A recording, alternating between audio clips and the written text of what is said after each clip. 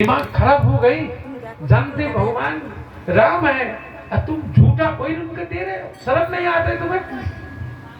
राम बोलছে ভাই শান্ত হও, সবরই প্রেমেতে ডুবে আছে,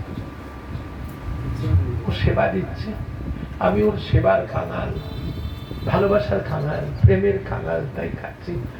আমি ওর কুলের খাঙাল নই, কুল খাওয়ার জন্য খেতেছি, ওর ভালোবাসা খেতে এসেছি।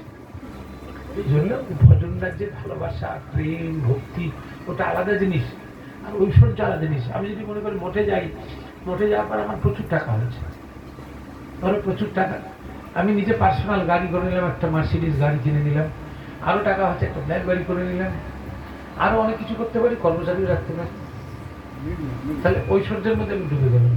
মাধুর্য আমাকে আক্রমণ করলো না, কারণ যেখানে ভগবানের ঐশ্বর্যটা আক্রমণ করে নেয়, মাধুর্য সেখানে যেতে চায় না, রাধা সেখানে ভিড়তে চায় না, কৃষ্ণ যশোদানন্দ সেখানে যেতে চায় না।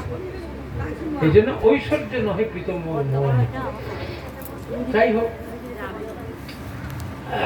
এইভাবে